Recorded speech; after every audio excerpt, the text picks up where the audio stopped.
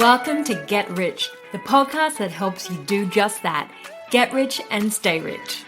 Hey, I'm Molly Benjamin. I'm the founder of Ladies Finance Club, one of Australia's largest financial education platforms for women. But before I started helping thousands of women take control with their money, I was a hot financial mess when it came to my own finances.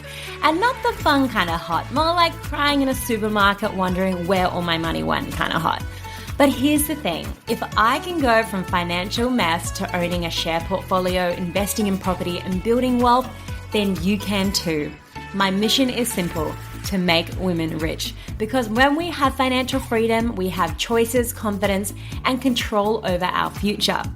Every week on Get Rich, I sit down with some of the best experts in the industry to break down how we can all start investing, growing our money, and creating long-term financial security without the jargon, boring bits, or overwhelm. Because when women get rich, we don't just change our lives, we change the world. So if you're ready to start making some smart money moves, hit that subscribe button and let's get rich together.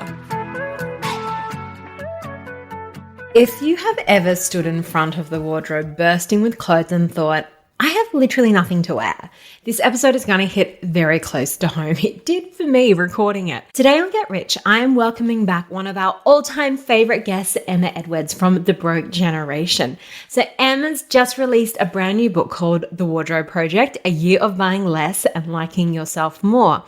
And in it, she does something most of us can't imagine. She goes a full year without clothes shopping. No new, no secondhand, no rentals, nothing. So I absolutely love this conversation, and it really made me reflect on my own relationship with clothes. So it's definitely an eye-opener. So you have brought out a new book, and it's all about how you stopped buying clothes and started feeling enough. So you did a year without shopping. A year without clothes shopping. Yeah, not new, not secondhand, not rented. Wowza. It was enlightening, to say the least. Yes. So I want to dig into that a little bit more, especially from a self-confessed shopaholic. I mean, I'm getting better, but definitely had an issue with clothes back in the day. So why is it so hard to stop spending? And what were those first few weeks like when you decided to go a whole year without shopping? Yeah, I'll take you back a bit further to the end of, it was the end of 2022 I started to think about this. And it's funny, as I've been talking about the book and I've been talking about that pre-period, I've been kind of reminding people that, at that time, especially in Melbourne, we were only a deep breath clear from lockdown. Yeah. So it was a strange time. Everything was very uncertain. We were kind of getting back into old routines, going back to jobs, going back to offices, battling how our bodies have changed from being stuck inside for 2 years. And I'd found myself sort of treating those identity question marks with this sort of old habit that I'd had from a few years before of outsourcing my identity to shopping, to buying things. And, I was feeling a certain kind of way about, going back to my job and getting back out, in the world. And I found that I was buying a lot of clothes to, I guess, try and feel confident. I'd turned 30 in lockdown. I was trying to sort of reconcile this new version of myself that, all those things that you say you want to do and be and feel like by 30. And that just doesn't happen at the best of times, let alone in the middle of a pandemic.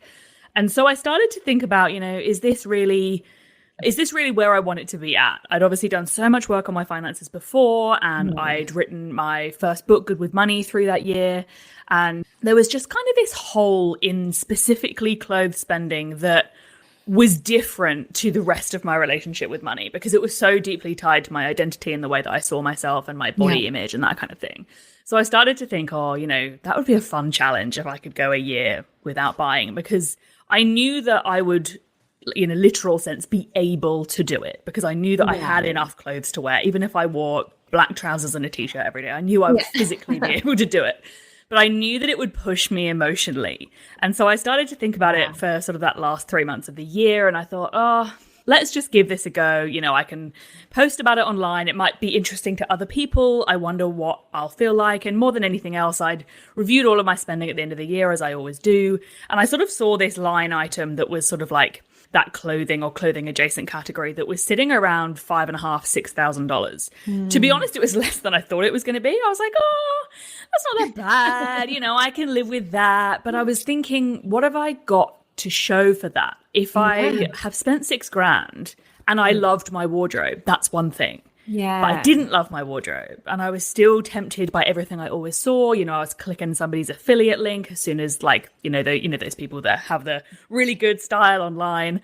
And so I thought, well, it originally kind of started off as a way to just cut that out of my spending. I thought, great, if I don't buy clothes, I'll have that much released back into my cash flow system. Yeah. But I didn't know at that point that it would be a much bigger emotional experience than a financial one. And so that's kind of how it turned into the whole wardrobe project and the book. Amazing. Wow. So many things I want to deep dive on that. But I think as well, like for so many of us, like clothes is such a big part of our life.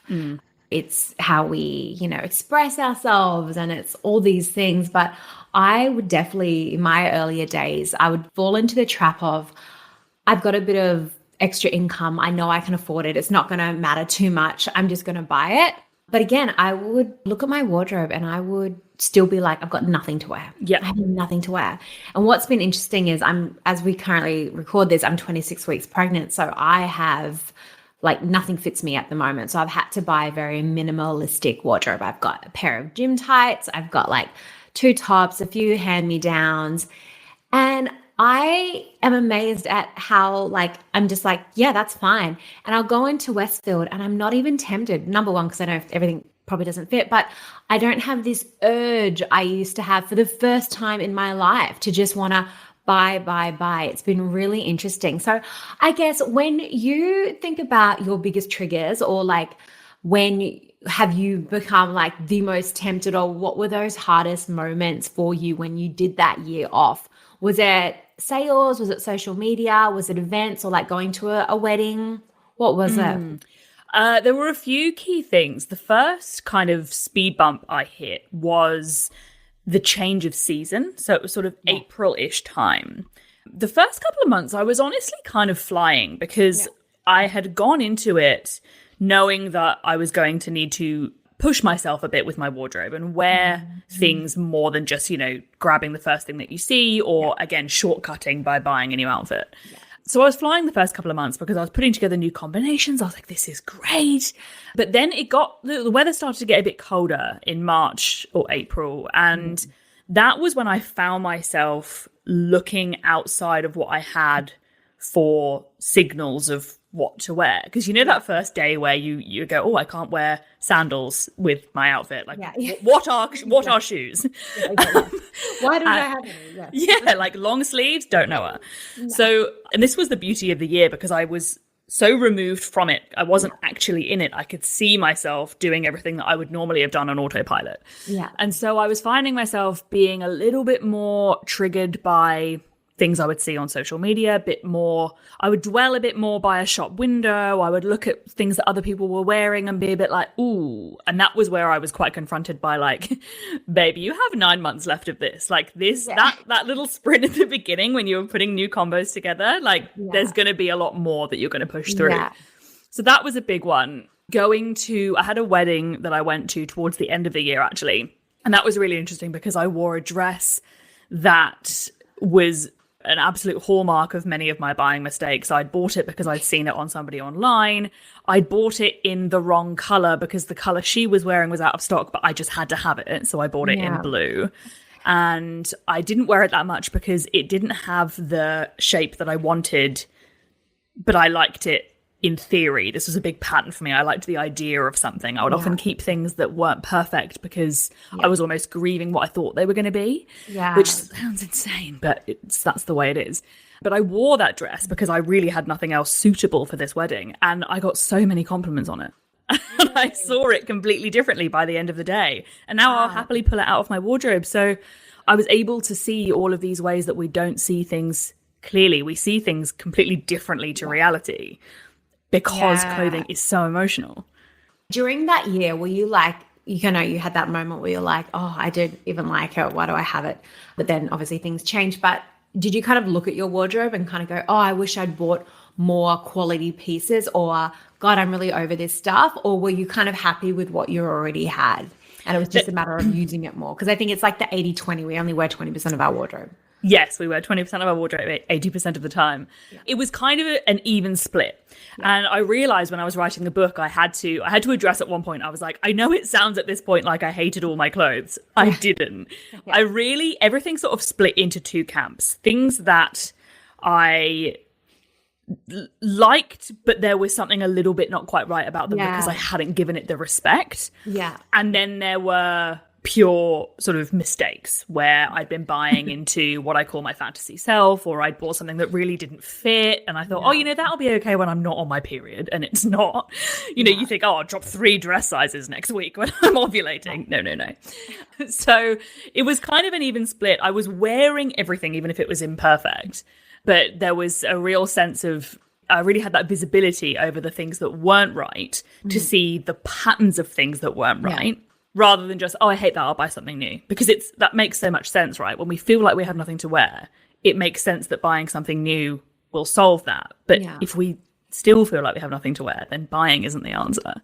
Yeah. And so I had this visibility over the things I was continually repeating in a behavioral sense, and the kind of ideals that I was buying into, and where I wasn't really seeing my style for what it really could be. I think we're often sold this idea that style is just the right combination of items, but there's so much more underneath that.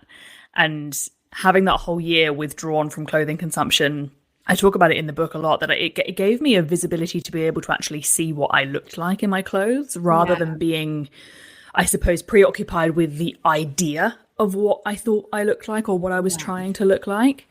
And that was really where things started to change. Okay. And I think that will probably, I've got a question I wanted to ask you on this as well, just around, I guess, how did your no-buy year change your confidence or your body image confidence? Yeah, it's something honestly, that link, I didn't expect that at all. I sort of knew that the way I bought clothes was, it was linked to my body image, but I didn't expect that not buying would improve that. I thought I might get better at tolerating the discomfort I sometimes had around my body. I didn't think that it would improve it by any stretch. But I think what it came down to, and I realized this sort of about 3/4 of the way through the year, I kind of thought, hang on, I feel the best about the way that I look than I ever have. And I don't think that can be a coincidence. And what I was doing with my outfits was I was taking a picture of everything I wore. So every time I liked an outfit, take a picture of it, put it in an album on my phone. There's also a whole raft of apps you can use that help you log what you've worn and that kind of thing. I was just doing the photo. And I think I was able to actually see my reflection more than I ever had before. I think a lot of the time we use clothes to, rather than express ourselves as fashion is designed for, we kind of use it to hide or to portray somebody that we're not. Yeah. Whereas by cutting off all of those external options of things I could try to look like, because so much of my style experience had been trying to look like someone else or trying to emulate an aesthetic. By just the only kind of inspo I had was myself. It just kind of cut that cord between all of these possibilities that clothes promised that I could buy into. And so I stopped seeing it as a solution, and I started seeing myself instead, and realized, actually, when I'm not trying to be somebody else, or where I'm not trying to live up to, the ideal of the photo on the website, for example, I can actually play with style in a totally different way. And that's where I really, I didn't spend money on clothes that year, but that's where it completely became a much longer term benefit, because it changed the way I buy forever. Yeah. So do you find yourself, I imagine you find yourself buying a lot less, but how, I guess, has your shopping experience changed? Well, through understanding the mistakes that I was making, I built out this sort of really strong understanding of what my style was, what my preferences were, and really quite granular things. So I had the knowledge that I preferred a midi skirt over a mini skirt, but I didn't ever look at it with the granularity of what fabrics I liked, or what shapes I liked, or what lengths I liked. And so I really kind of, through playing with my whole wardrobe for a whole year with no other external input, I got a really strong understanding of the type of shoulder that I like on a jacket, or things that create the silhouette that I really love on me with no other external input, not trying to be anybody else, not following any trends. Yeah. And so now I sort of talk about it in the book as like having much more of a respect for what I'm buying. Yeah. I'm not buying that quick hit, or I'm not buying based on my emotional experience on a certain day. I'm buying something to sort of curate an overall style and sense of style that I love and that I want to keep coming back to. At the end of the year following the challenge year, so when I was buying again, I had this realization where summer came around again. I was like, oh my God, I can't wait to wear my clothes again. I am more interested in the clothes in my wardrobe than in shops. Yeah. And that had just never been something I'd experienced. I could always have been tempted by something new. You know, I could have always found you something that I wanted to buy. Yeah. Whereas now when events come around, I'm thinking, oh yes, I get to wear that dress again, because I've bought it in a way that is actually me and is something, it's a constant, rather than these like random spikes of emotions, you know, oh, I hated my thighs on that day, so I bought that, or I was really admiring that influencer then, so I bought that, but it really doesn't go with everything else I own. Yeah. It's a much more long-term curative thing. Yeah, I think so much of what you're saying is going to resonate with the audience, because it definitely is with me. And I had a stylist when I was running my podcast in the UK. I had a stylist on, and she was talking about how they match your colors, they look at your body shape. It's about fewer things in your wardrobe. And I've actually got to the point now where after I, have my baby, I actually want to do a session with a stylist, because even if it's going to cost me a few $1,000s, like I want to know what actually suits my body type and what suits my coloring, because I just have a wardrobe full of clothes, which I don't really like. I mean, there's a lot of pink in there, a lot of pink suits, but half of the stuff, does it fit properly? Probably not. Like, do I even like it anymore? Did I buy it because it was a one-off event? And I think this is also just a good reminder of how much I just want to get rid of. But I have this thing, and I don't know if you came across this or you can help. I have quite a number of pieces of clothing that I don't want to give to an op shop, because I'm like, I think there's value there. I think someone else would pay for it or buy it. But then when I put it up, they don't. Am I just better off just like calling it, do you reckon, and just like getting rid of that? Or I don't know, going to it? Look, obviously it depends on the item and the amount in general. But I mean, look, the secondhand market in Australia it's not the same as it is in Europe, for example, because we have such high postage here. Like, I know postage is expensive everywhere, but especially in Australia, I think it makes so it much really cheaper in the UK. So much cheaper, and it's much more, normal. Like, vintage is really popular over there and everything.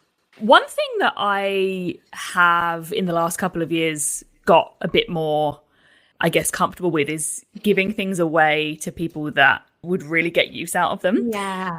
It can be a bit more meaningful than just donating it when you don't even know if it's going to make it out onto the shop floor.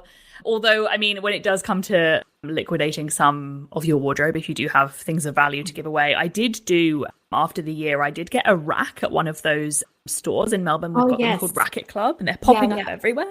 That was really interesting. I did, I didn't have any expectations of what I was going to get. I didn't have a whole lot of stuff to get rid of, but I had a few things that I knew that I wasn't going to wear or that didn't fit anymore. Yeah. And that was a really good way of kind of getting rid of things in one go, passing them on and making a bit of money from it, but without the labor, I suppose, of packaging everything up. Yeah, no, that's a great idea. I also like the idea of like giving things away to friends who I know will wear it. Like, a girlfriend gifted me a denim jacket a few years ago, and I love this denim jacket. I wear it all the time, and it saved me buying a denim jacket. I've been given 2 coats actually in the last couple of months, and they feel really special because they were given to me. And I love that. Yeah. So what advice do you have for women who might be perusing the shops? Probably don't be in the shops to start with, but they're perusing the shops and they're itching to buy something. Do you have like a go-to trick or like a hold up moment? Well, it's interesting you say that, don't be in the shops. Something I actually did during the year when I wasn't buying was went to shops and browsed online and almost rehearsed the behavior of walking away, which sounds masochistic, and maybe it is. But for me, how I was sort of looking at the year was I was an observer. I wanted to observe all of the patterns that I was stuck in, all of the things that I was doing on autopilot, and really, you know, what I do for a living is examine why we do the things we do. So I was really using myself as that test case. And it gave me a real understanding of the emotional rush that we get when we get that feeling that you're tempted to buy something. And self-awareness in financial behavior, well, self-awareness is one of the most empowering things that you can pursue in changing your financial behavior, because you start to understand why you're drawn to that thing, the stories that your brain might be concocting about that thing. And you can really unpack the broader context of why you want to buy it. Often when we're in it, we're kind of like, well, I like it and I can afford it and it fits, so I'm going to get it. Or there's those justifications. I need it for this. I need it for that. Oh, I don't have enough of those. But when it's something that we are in a behavioral pattern of, sometimes it can be valuable to actually step back and observe what that is.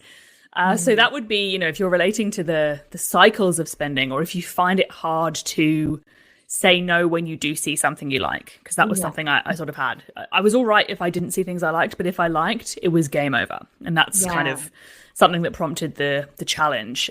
But kind of observing why it is that you want to buy things, but then also going into your own wardrobe and looking at the patterns and the stories that are hanging in there. I've got a whole sort of section in the book where I've broken down sort of common stories that hang in people's wardrobes. Right. So it can be like old stories from old versions of yourself or old identities. It can be, you know, artifacts of insecurities. You know, my wardrobe at one time was just a museum of my insecurities. It was just everything I wanted to change about myself. I kind of had this concept of the fantasy self. You know, a lot of the time we're buying into either somebody that's our complete opposite or just a really elevated, unattainable version of ourselves. And this happens a lot when we've had an identity change. So if we've become a parent, or if we've got older and we've still got old, you know, pieces in our wardrobe, or if we've always had insecurities. You know, a lot of women chase that kind of polished, put together look. Everybody wants to look like that. But for most people's lifestyles and budgets, it's just not attainable. And so, yeah, it's really getting curious about your buying process and also the things that you already own, and kind of untangling the emotions that are in there. Oh, that's brought up so much, because I just parted recently with a little black dress, which I think when you read the magazines in your 20s, like you were convinced there's going to be so many occasions where you need a little black dress. I wore this little black dress twice. Because I just didn't go to any occasions where it required a little black dress. But it was so funny because I think back now, why did I not want to part with that? Because at the time I bought it in my 20s, it was a lot of money, and I wasn't earning a lot. So it was like this piece of value in my wardrobe. But yeah, like I just never, ever wore it. So and there's a few other things now. I just need to go through my wardrobe now and look at it and be like, okay, no, it served me once, but no longer. Because I feel like we just have so much stuff in our lives as well. And I just want to live a more minimalistic life. And I know when I moved back from London, I could only bring like a box of clothes with me. And so I had to cull, and I would bring out stuff, and my sister would be like, that made the cut back from London? Okay. And I'd be like, oh, do you not like it? I think this is cool. So just on my final 3 questions, what I'm curious also to know is like, what did your friends and partner think? I mean, I think gone are the days where we meet our girlfriends to go shopping. Like, we have more interesting things in our lives now. But what did your friends and partners think? Were they kind of inspired by it to try it themselves? Or were they like, oh, Emma's back in that red shirt again? Like, what did they say? Yeah, it's funny. And on that kind of clutter piece, just that you mentioned before, I talk a bit in the book about how when we feel cluttered in our wardrobes and in our lives, often that can be a motivator to shop, because shopping is this shortcut. It's simple. The outfits are there, they're merchandised, they're ironed, they're clean, they're ready to go. They're in the context of things that make you feel good, that make you feel inspired. And so often, you know, I run an accountability program with other women that are detaching from their consumption cycles as well. And something that we talk about a lot is, do you need to buy clothes, or do you just need to do a load of laundry?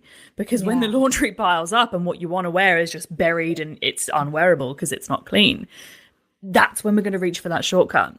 in terms of what friends and my partner thought, well, my husband actually inadvertently did the year as well. Yeah. Because he wasn't trying to, and men have a different relationship with clothes on the whole. Yeah. But because we weren't popping out to go and look at that dress I saw on Country Road, or they haven't got it online, I'm going to go and see if they've got it in store, and then he's having a look as well. He made it through the year. He made it even longer than me, actually. He didn't buy anything until I think I bought something in early Feb of the year after. I think he bought something in March. Yeah. Friends were really inspired by it as well. Yeah. Again, with the whole outfit repeater thing, we've been conditioned to think that wearing the same thing over and over again is bad. Nobody notices. Nobody notices. That's like literally, unfortunately, people don't think about ourselves as much as we think about ourselves. Like they don't care. People don't know what they had for dinner yesterday. They don't know what you wore last time. But what's interesting is I did get a lot of messages from people, or when we would go to events, people would be like, I've had this for 5 years, and they'd be so excited to tell me that they were wearing it again. Or like, I'm going to a wedding on the weekend. Normally I would buy a dress, but I thought of you and you've inspired me. So it really does bleed out into other areas. And when you make it something that everybody can get involved with, it can be, we can enable each other sometimes. And I'm the biggest enabler. Like, if you're buying something, I want to see it. I want to be involved. I want to live vicariously through you. But sometimes when you kind of all agree to wear something you've worn before, it can be quite fun, and it can be like a group experience, just like shopping in the old days used to be. Oh my gosh, I love that. And I would love to know how much in total, you have saved people without even realizing. I reckon it would be 100,000 plus of people just not buying extra things. They're I'm going to show her that. And it's going to be so proud. And I love when people send that to you and they'll be like, you'll be so proud. You're like, I've never met this person, but I am. I am so proud. I love it. Okay. So practical first step when someone's like, okay, I'm going to cut back, but I'm not ready to go cold turkey. I'm not ready to do the year, but they're just like, I'm going to cut back. Where do we start? Is it with our shopping habits? Is it with our current wardrobe? Is it culling? What's a good first step? Yeah, I think that, often when you're trying to change your shopping habits and, you're either looking at doing a whole long period of not buying, or as you say, you're not ready to go cold turkey, what we often focus on is that buying part. But really, I often tell people when they're changing their behavior and setting goals and stuff, focus on what you will do, not what you won't do. So okay, you're going to buy less, you're not going to buy at certain times. But what will you do instead? What are you going to need to do to stop doing that? Well, you're going to need to like your wardrobe more. You're going to need to find a way to not want to shop as much. So you might have those boundaries around, maybe you're only going to buy 5 items for 6 months, or you're going to set a certain limit, 1 item a month, a certain day of the month that you can buy on. But inside your wardrobe, set yourself mini challenges in there. Wear the things that you're not wearing, even just to experiment. You don't have to wear it and love it, but if you don't like it, work out why you don't like it so that you don't keep buying that same thing over and over again. Challenge yourself to wear a different outfit every day, or every, even just once a week. People often get stuck in the loop of, I work from home, so I never really wear my clothes, and then I feel really uninspired. Yeah. Just one day a week, put an outfit together. I realized this a lot during the challenge. It's actually a lot more effort to create the looks that we want than we think. And so then we think we've got nothing to wear because we're trying to do it within 2 seconds. But it actually takes some thought and some practice and some experimentation, because we're not all stylists. Yeah. And that really, when you find that sense of, dare I say, abundance in your existing wardrobe, that's going to quell the feeling that you have that has you believing that you have nothing to wear and therefore need to buy something, because you're going to feel that you have enough. And gradually you'll get much more used to feeling that within your wardrobe. And so that sense of lack can be overcome. And if nothing else, in some cases there is an objective lack of the right things to wear.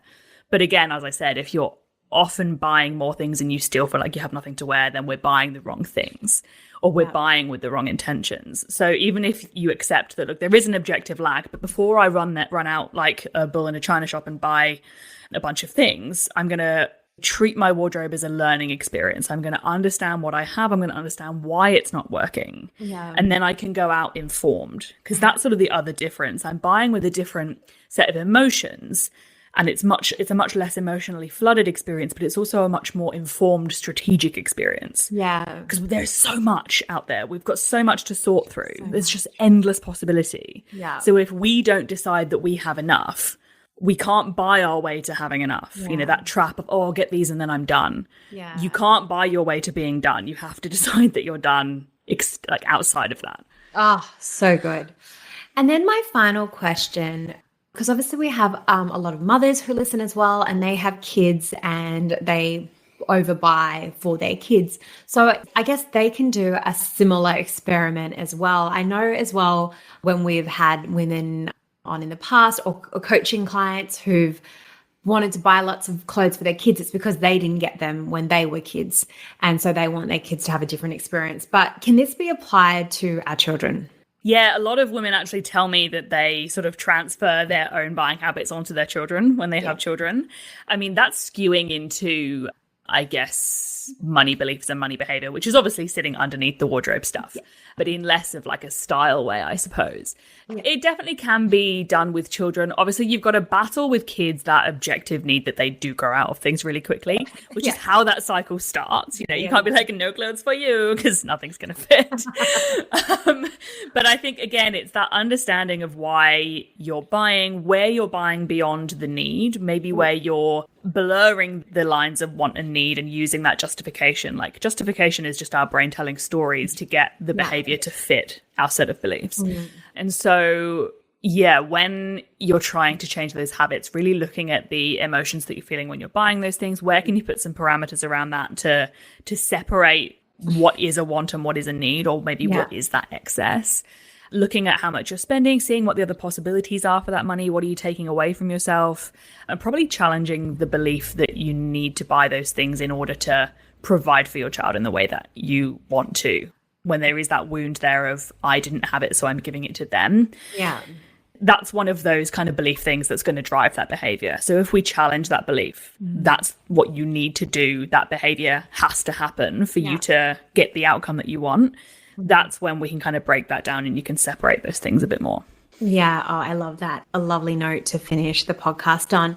Emma, can you just repeat the title of your book and where we can buy it from? Yes, the book is called The Wardrobe Project, A Year of Buying Less and Liking Yourself More. It releases on November 26th, so you can get it at all major retailers and online. And if you are in Sydney or Melbourne, we're having a couple of launch events. Sydney on the 27th of November, Thursday, that's at Dimmock Sydney. And in Melbourne, we are having it at Just Co on the top of Emporium on Thursday, the 4th of December. So tickets will be available on the book's social media and mine, which is the Wardrobe Project book on Instagram, or on my own account, the .broke generation. I love that. And if you would like to support Emma as well, people don't actually know this, but a lot of like how well a book does is about pre-sale. So actually pre-order Emma's book. If you're going to buy it anywhere, just pre-order it. It helps the authors out. So there's a little fun fact for me. It makes a huge difference. It proves to booksellers that there's interest in your book. So they stock it, which is not a given. Who knew? Getting your book stocked is not something you get handed on the platter. Another whole episode on that one another time. Yes. Thanks so much, Emma. Thanks so much for having me.